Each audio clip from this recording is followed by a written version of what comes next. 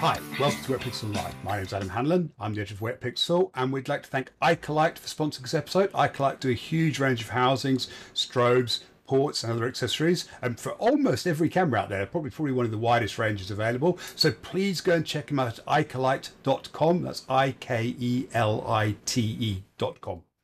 I'm joined by our fellow contributor, Alex Mustard. Good morning, Alex. Hey, Adam. Good to be with you. Good to be with you too. And I know Alex has been traveling a lot recently, rather more than I have, unfortunately. But and I guess the question that I need to ask him, because I'm sure people have been asking him on his workshops and trips, when are you going mirrorless, Alex? What's your plans? Well, I think that is the question that is on the lips of underwater photographers, and I must have been asked that, a dozen times, kind of over meals on liveaboards, or when. Yeah. Well, one of my last trips was searching for basking sharks, so lots of chatting time on the boat. We had a good discussion about that every day on the boat.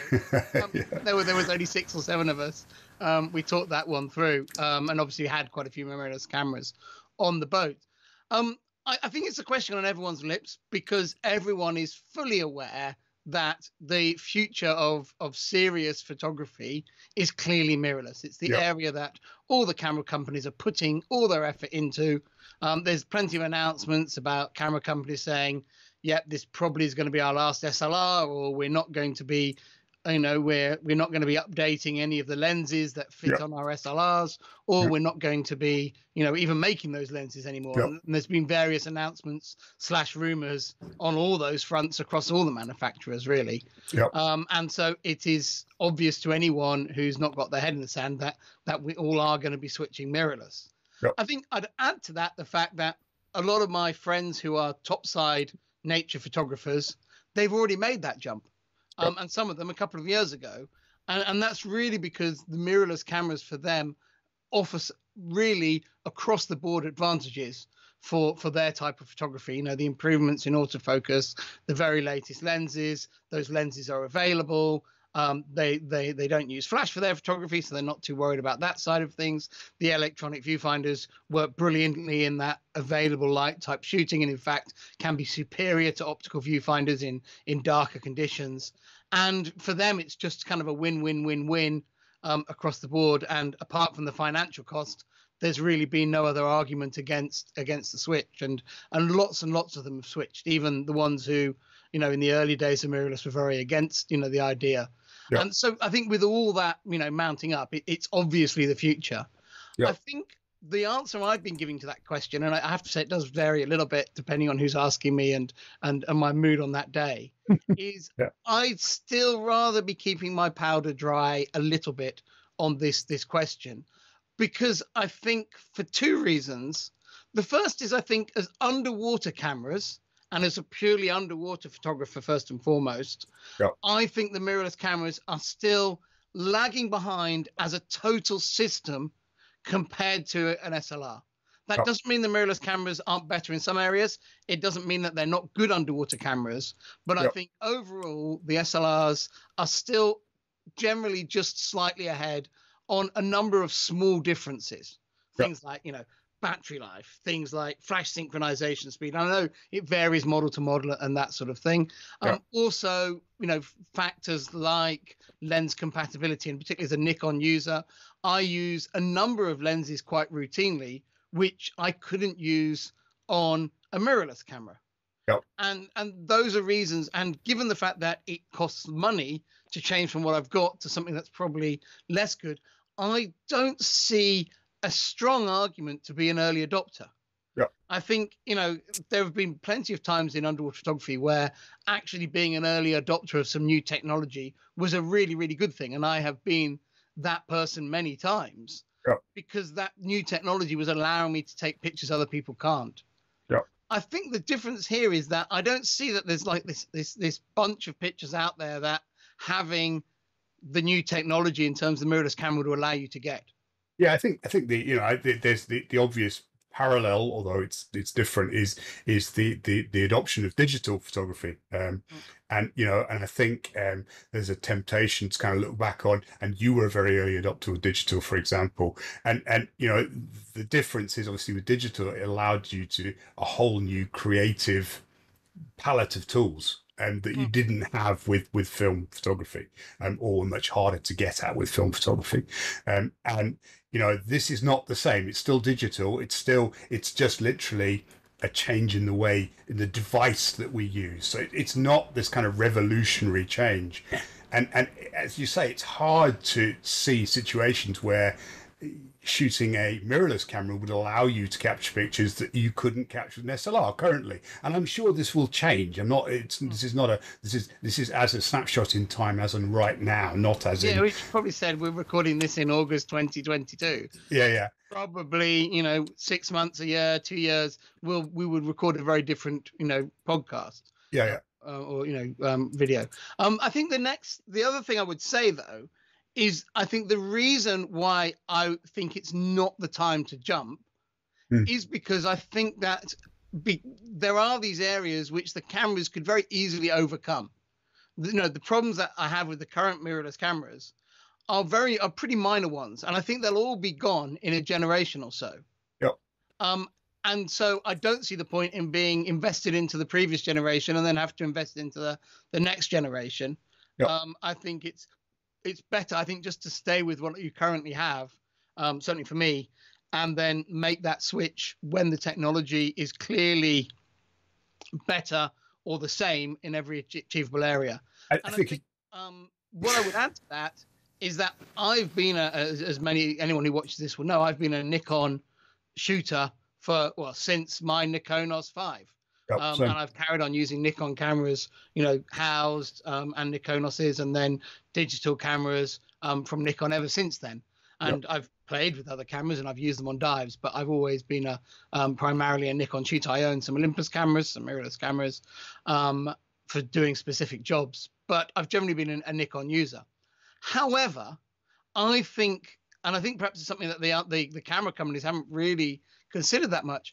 I see no reason to make Nikon my primary choice for mirrorless, because when I go into a mirrorless system, I'm not really very interested in using legacy lenses that I can adapt and use on my camera and not get the full performance out of those systems. Yep. When I go to mirrorless, my plan will be, as soon as I can afford to have the dedicated system lenses from that camera on my camera body to make use of the bigger mounts, to make use of the shorter distance between the lens and the sensor, rather than using the legacy equipment. So that means for me, when it comes to that choice, it won't be, is the best Nikon mirrorless camera the one for me? It's actually which of the Nikon, Canon, Sony, and whoever else is in the field is the camera that I want to be using. And I think a lot of that will also depend on quite what those companies are bringing in terms of their whole system. Yep. For example, I've heard, that people can adapt the Nikon RS 13mm to work on the Sony cameras at times. If that becomes a really workable solution, that might make Sony more attractive to me. Yep. If there's been patents out there, Canon put a patent out there for a really, really cool fisheye zoom lens for wide angle, not an 8-15 equivalent, but actually one that gives the same zoom range as a Tokina 10-17 gives on a crop sensor camera. So you've got that perfect wide angle zoom lens. That would suddenly make, an R5 or an R3 a really exciting underwater camera for me, or the Mark IIs of those cameras, or that sort of thing. So I am also happy to be sitting on the fence for a little while, just to see what all these manufacturers bring to the party, both in terms of the cameras tech, but also the accessory tech. Yep. It was exciting to see Sony put a slightly faster flash sync speed on the A1. Maybe that will become a selling point, and suddenly, Nikon will say, well, why don't we make all our cameras sync to a faster sync speed, and then suddenly that brand would become more attractive. Yep. So I think with all that development still a little bit in the next generation, it makes sense for me to sit on the fence. And that's the kind of advice I'm giving to people, is we need to see a little bit more of the picture for it to be an obvious jump. And I don't feel that I'm missing out on shots because I don't have a mirrorless camera.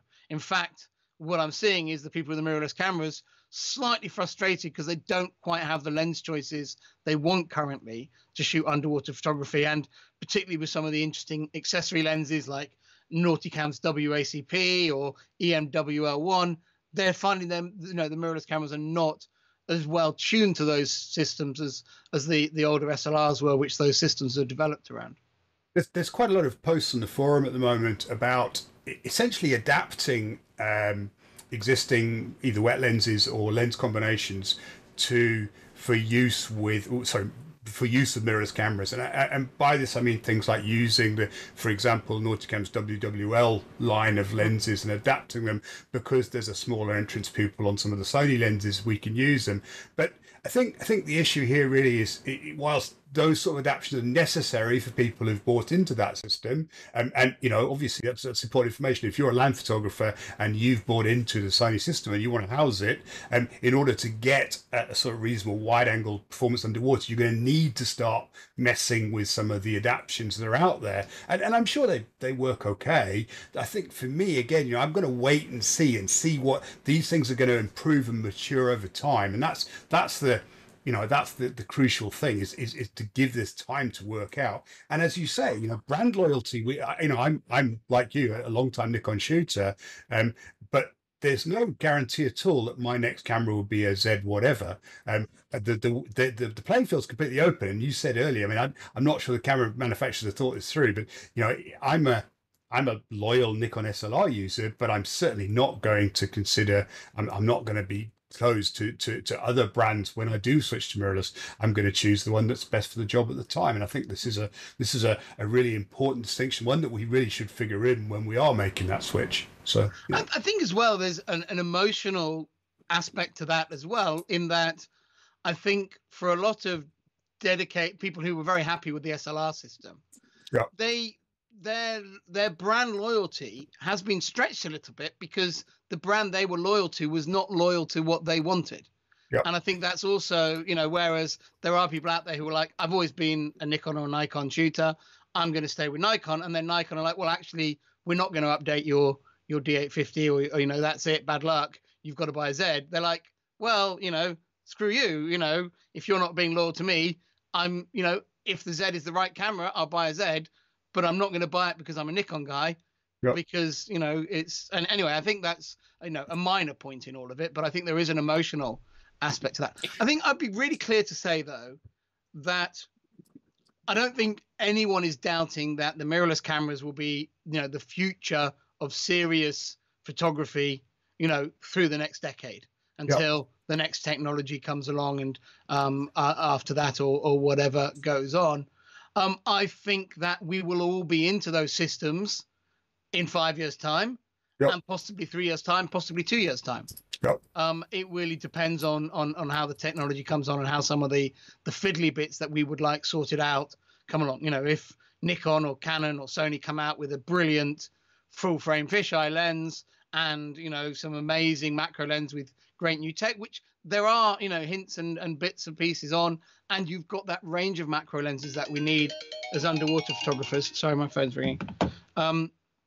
It's not Nikon though, it's Canon. They heard us on YouTube, and if they are, if those, they can really, I think, they would steal a march on everything. I think you bring out that new technology. That said, if I was primarily a land photographer or anyone who's currently using mirrorless cameras, I completely understand the people who've switched. I have had lots of people now over the last year of workshops coming on the trips with the latest mirrorless cameras, and people are blown away by some of the features. They typically, though, are features not related to underwater photography. Super high frame rates, some of the autofocus tracking. They are, very biased towards certain types of photography, and they don't really suit our underwater stuff as much. But there's no doubt that more and more tech is going to be poured into them. And the moment, that they have, take perfect picture of pygmy seahorse mode, it's going to be the camera to have. I used the Sony A7S III in Mexico in the cenotes earlier this year, and there's no doubt, that camera will produce in those conditions will produce, well, in my experience, better images than most other cameras. There's all sorts of debate about how they achieve that, but the fact is the proof of the pudding. We were shooting at crazy high ISOs, and the images are very, very clean, and that so that's a classic example. Is if that's the type of photography I was doing, that's the camera that I would buy now. And I would buy it now because it already is doing stuff that I couldn't do with my existing camera. But for better or for worse, my photographic, I shoot in a variety of different environments as most of us do. So it wouldn't be the ideal camera for lots of other types of shooting. So this is the problem. We need a camera that can cope with a wide variety of shooting. And as yet, I don't see it out there. So and I think as well, it's also the fact that there's a financial cost in the change. Absolutely, yeah. I think there's no doubt that the Z9 has a better sensor than the D850. Yeah. And so if someone, if I had a Z9 to use, and I could use with an adapter most of the lenses I'm currently using, I would be perfectly happy with that. I would miss my WACP, I would miss my RS, I would miss my EMWL1, but I would get on with underwater photography. But I would rather be waiting until I didn't have to have those misses to make the update. And I certainly don't want to pay for that, pay to have a lesser system just to be an early adopter, because I don't feel there's any learning time with these cameras. When I've shot them underwater, it's just another camera, you get on with it. Yeah. So I don't feel that there's any big need to be the early adopter in them. I do think if you're in SLRs, it's probably not the time to be buying brand new fancy lenses thinking you're going to be using them for years and years. I'd certainly I have my 105s are getting a bit old I think if I felt SLR was going to be around for another 5 years, I'd probably buy another lens just to see me through. But I think I'll be buying a Z105 or a Canon 100mm or a Sony 90 or whatever they have by then. On that note, though, there is an opportunity here too, and this is something I think we should probably mention. It was reported, I think Nikon have ceased production of 35 f-mount lenses, which include both the 105 macro and the 60mm macro. And so, although they're not making them anymore, of course, the second-hand price of them, I saw them advertised for less than $400 for a 105. Of course, that's second-hand, so you don't know the condition of it. But there's a huge opportunity here too. So for those people that are trying to get into underwater photography as an activity, there's no doubt that right now, you'll pick up SLR cameras that are very, very competent and lenses for a fraction of what it would have cost you, say, 2 years ago. And that's, for anyone trying to get into underwater photography or improve their gear, there's some fantastic opportunities there. Of course, it does mean that you're delaying the inevitable. At some point, you're gonna end up probably having switched to mirrorless. But as of right now, it's great. And it's driven by the fact that for the land photographers, the obstacles are not really there for the switch, and if you can afford it, it's an upgrade. Yeah. I think the difference with us really is that it's at best a sideways move, and that makes it hard to justify right now. But there's no doubt that us come back and record this 6 months, 1 year, 2 years time, and we'll be wondering why we were ever questioning things, I'm sure. Yeah, I'm sure. So Alex, you mentioned you've been up in Scotland chasing basking sharks. Where are people going to see the pictures when you've processed them? Yeah, probably. My website's probably the best place, actually. I've not processed any pictures from that trip. I've begun to start deleting pictures. I'm slowly catching up with my pictures, but my website is the best place. If you go to amustard.com, on the front page, there's a button which says latest images, and that allows you to browse my processed pictures with the most recently taken pictures first. Very cool. So at the moment, the most recent pictures there are a few pictures from my Red Sea trips, which was before Scotland. Yeah. But I will get to some Scottish pictures. Yeah, that was a careful nudge to tell you to start processing your Scottish pictures. I've not posted on social media for ages. Summer holidays are a busy time. Yeah. Thank you very much, Alex. And thanks again to Icolite for sponsoring this episode. We really appreciate our sponsor support, and we can't make them without their support. Thank you to all for watching. Please feel free to add any comments or suggestions. I have a feeling this episode might produce a few comments, so either stick them here or why not stick them on the forum as well. I'll post this video onto the Wet Pixel forum as well. Thank you very much, and look forward to seeing you again too.